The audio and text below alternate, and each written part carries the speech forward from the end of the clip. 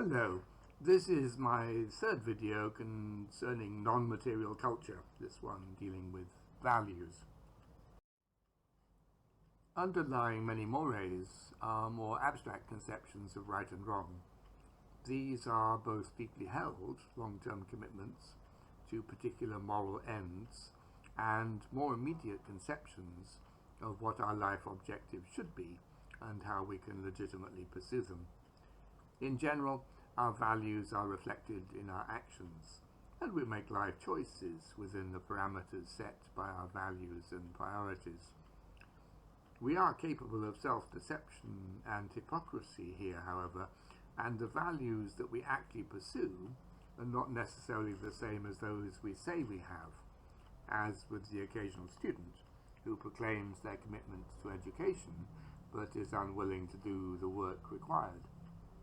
Our values may also be inconsistent with each other, as when we aspire both to spend time with our families and to be successful in our careers, or when we want to be honest and sincere in our dealings with other people, but find that such ideals conflict with seeking material advantage for ourselves. Such value conflicts may lead to psychological stress and can be regarded by others as evidence of insincerity on our part. To a considerable degree, our values are socially determined, with individual conceptions of the ideal being shaped by socialization within a particular culture. In this regard, all cultures have value systems, sets of standards of what is important and worthwhile in human life. Value systems may vary greatly from one society to another, and even within many societies. Thus, Western, and particularly American individualism, is often contrasted with the so-called Asian values, which emphasize more the importance of harmony within the social group and devalue the autonomy of the individual. Collectivist value systems are often focused on the primacy of the family and wider kinship group over the individual, such as in traditional Confucian ideas of filial piety. In practical terms, they may result in students studying for degrees chosen by their parents rather than themselves, and in some more traditional communities may extend to determining a young person's marriage partner. Collectivist values are not unknown in the West, as in the fascist and Nazi movements which emerged after World War I, preaching the subjugation of individual wishes to those of the party or the fatherland.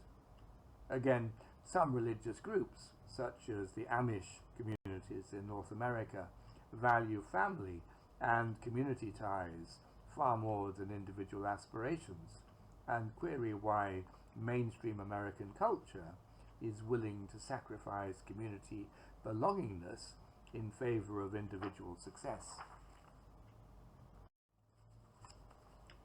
We must avoid overgeneralizing value systems.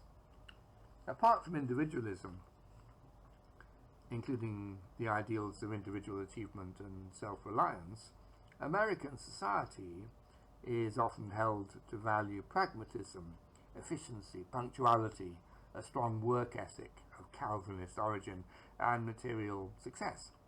To some extent, these values are shared by many Europeans and other Westerners, including Canadians, Australians, and New Zealanders. But there are also significant differences, with socialist-inspired ideals of social justice and societal responsibility for individuals being more common in the non-American West, if I could invent that term. Again, the traditional French and British systems of higher education were elitist by nature, in contrast to the American ideal of universal access, and the Spanish were famous for their institutionalized afternoon siestas, to the frustration of visiting American businessmen. Another major cultural divide is between those we may describe as secular liberals and those espousing various religious worldviews. This divide is very evident within American society and underlies some of the political divisions of that country, as well as sharply contrasting attitudes towards the content of school-level education. Secular religious divides also exist in Europe, particularly in Catholic countries, in which such vocations and priests and nuns are still important. Again, in the Middle East, more secularized Muslims find themselves opposed by those who are committed to stricter interpretations of their religion. Cultural inconsistencies and conflicts. Just as individuals can pursue values which are inconsistent with each other, so can societies.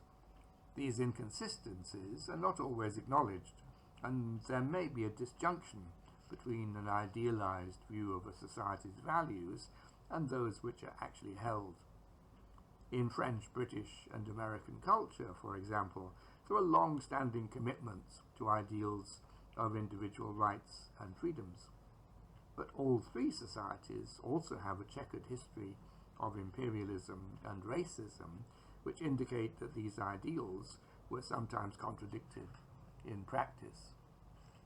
Let me note in passing that many other societies also have histories of imperialism and racism, but no countervailing ideals of individual rights and freedoms.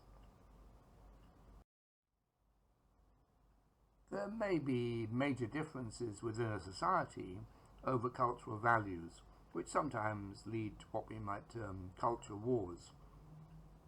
These are ongoing conflicts about what is or isn't acceptable within a society on the basis of contradictory conceptions of values.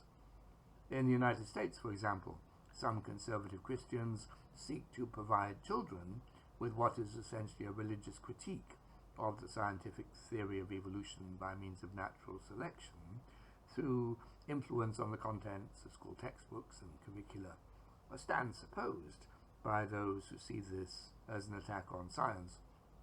More widely, and perhaps particularly in many parts of Asia, there are often tensions between traditionalists who hold more conservative values and many students over questions of public appearance, with the traditionalists condemning such practices as public displays of affection and the wearing of clothes which they deem improper, and schools imposing strict uniform policies. In such cases, the conflicts continue and remain unresolved, because underlying them are significant differences in what values are seen as most important. The appearance of traditional morality, or youthful freedom and independence, religious authority, or modern science. Even more extreme are the physical attacks carried out by vigilante groups in some parts of the Middle East and South Asia against those whom they accuse of aping Western standards and so violating traditional or newly imposed conservative standards of dress and leisure activities. Targets have included supposedly immodest dress, listening to Western music, couples holding hands in public, young women posting videos on YouTube, and the celebration of Valentine's Day.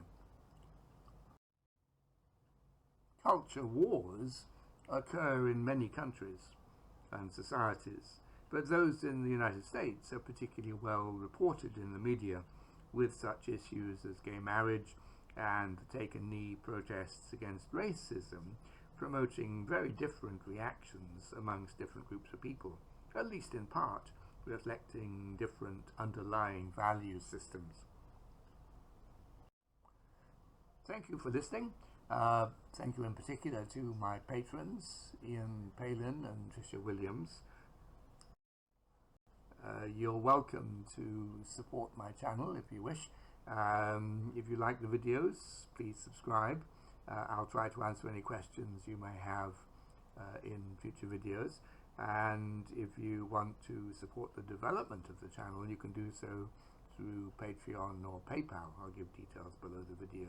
You can also click the like button so that I can get an idea of which videos are of greatest interest to viewers.